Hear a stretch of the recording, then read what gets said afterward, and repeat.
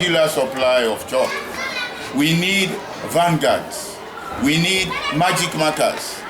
We need, well, some kind of incentive for the teachers who are doing well at public exams. This year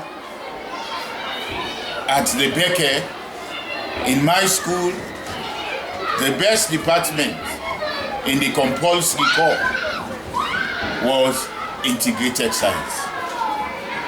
And in the optional core, the best department was RME. And in the elective area, the best department was introductory technology. So with this is an indication that they need that kind of booster to give them more zeal to do more work. Let me use this opportunity also to inform you that the school that was founded just in 2002 will be 10 years old in September 2012. That is this. After the brief discussion I had with the Reverend Canon Cole, I had the opportunity of talking to the head teacher of the Eastern Municipal Infant School at Kennedy Street, Mrs. Fatmata Ahmed. Good afternoon, ma'am. What are some of the challenges that are facing the children in excelling in education in this community, ma'am? There are some of the challenges in our school. We include teaching and learning materials, water supply,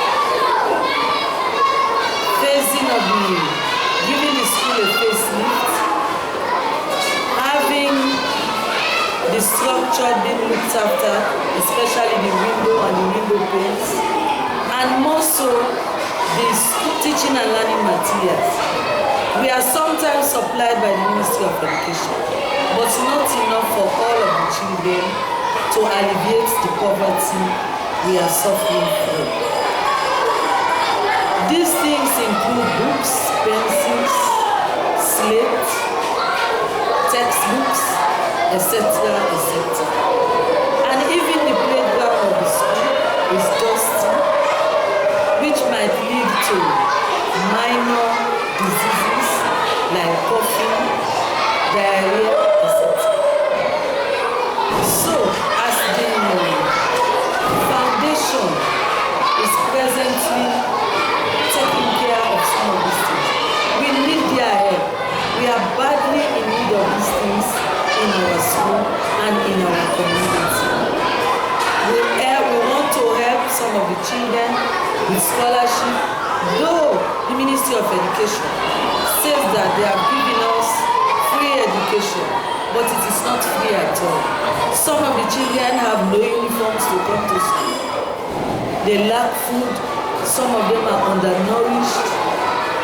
We are having a feeding program, but it has stopped. And these children lack food. If you see some of them, you will be sorry for them. So we are asking the foundation to please make provision for our dear children in our community. Thank you. But I suppose the teachers are also facing some problems, like teaching it. In fact, do you have computer in the school? We don't have computer in the school because that would also facilitate the work and help the teachers grow. Because they will learn computer, they will teach the children how to use the computer. And the teachers also will be literate in computer. So that device will also help in the teaching and learning process in the school. So what about utilities like water supply, toilet facilities? Are all these things in place in your school? We do have toilets, but we don't have water to use these flush toilets. We don't have cupboards enough to keep our textbooks and exercise books being bought by these parents. Not enough cupboard to keep them. There are some of the utilities that we need. Mrs. Hamid, if somebody or a group of people wants to come and assist this school, what will be your topmost priority?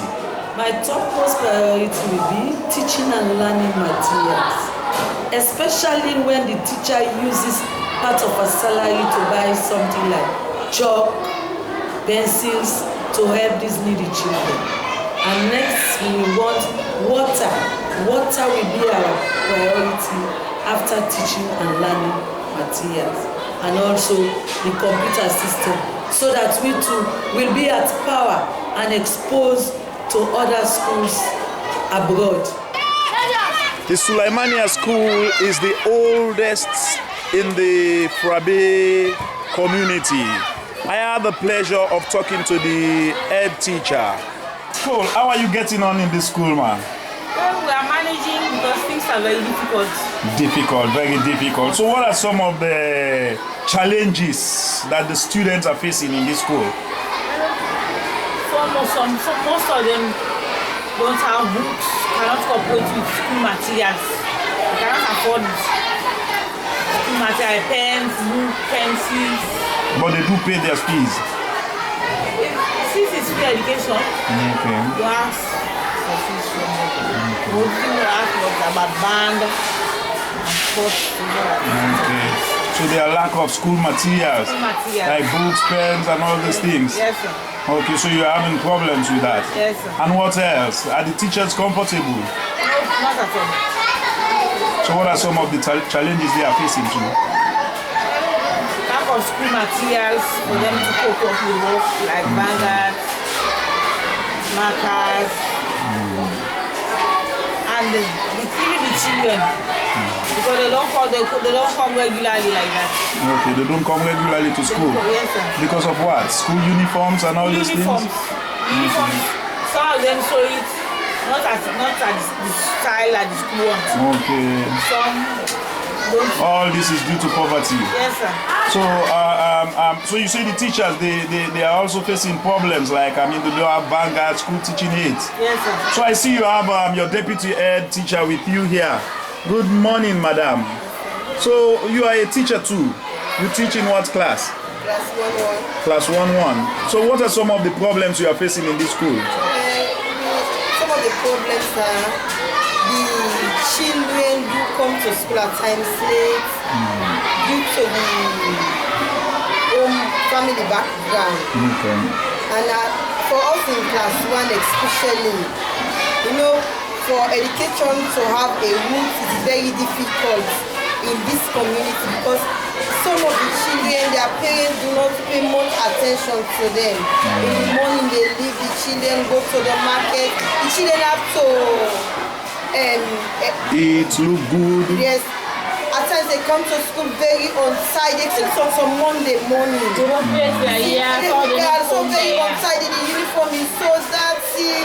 You ask So what do them. you think are some of the causes of all these things we're talking about? Poverty? It's because of poverty. Because I believe if a parent has, he or she will do whatever Yes, right. the child wants. Okay, so Mrs. Cole, if somebody or a group of people wants to come and render some assistance here, what will be your topmost priority? Well, I'm telling us the school materials, lacking of chalks, children uniform books, Okay. pencils and pens. Okay. All right, so Deputy Head Teacher, what's your final word? You're looking for somebody to come and help the school? I would be very grateful if they can assist the less privileged children with scholarship to enable them, because some of them want to learn but they are finding it very difficult. So if they can afford scholarship to them, it will be very nice. Thank you very much. Thank you very much. Thank you very much. We're here to discuss on health issues in the Fourah community. With me here, I have Aja Mrs. Kuntumi Sulaiman Karim, who is a health coordinator. Good morning, ma. Good morning, sir. Yes, ma. So, the Fourah community is sort of lack of medical clinics or what you may call it. So how do you think we can improve on this area in this particular community, ma? Well, a lot of people in the community, especially the aged, they're suffering from hypertension, diabetes, of course, arthritis, and there's no health facility within the community. We really need to mobilize to get a health facility in the community so that we can be able to enhance their health status. So when you say to get a health facility like a clinic, so how can this clinic be manned? Well, we have professionals in the community. We have nurses who are trained. We have doctors, even though they are not living in the community, but they are from the Fourah community. We have other health personnel that are within the community. But we need to come together to get, this clinic so that the people that are living in the clinic will be able to come in to have easy reach to the clinic. Meaning that when they have to do their blood pressure, they just walk into the clinic.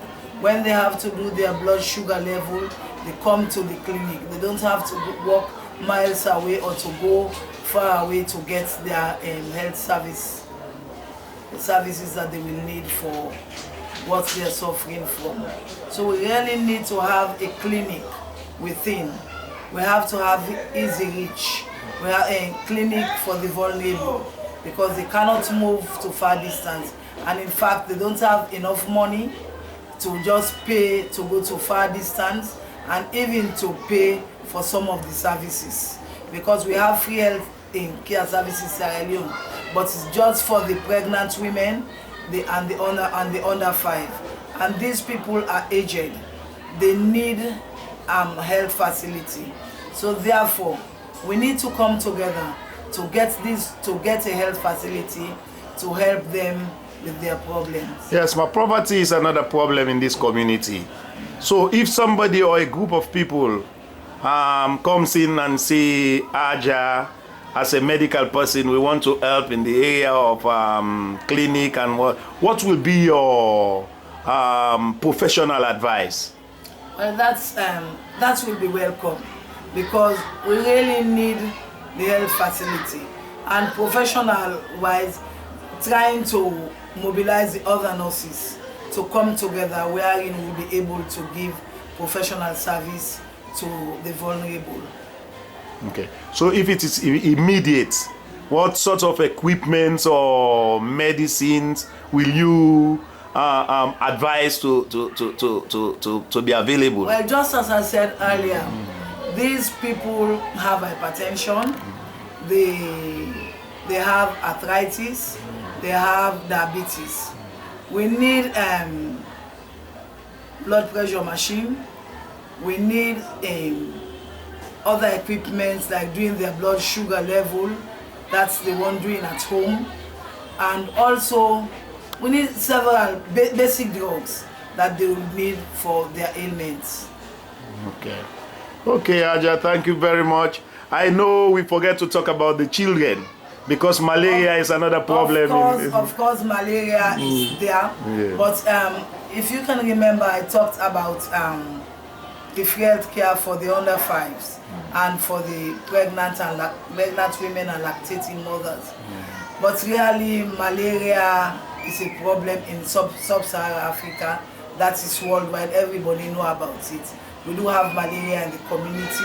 We do have diarrhea in the community and other minor ailments in the community. Okay. Okay, thank you very much, Aja. I'm very welcome. happy talking to you. You're most welcome. Yes, Thank you very much. You're welcome. We hope we will have what we are looking out for, the clinic. Okay, ma, thank you very much.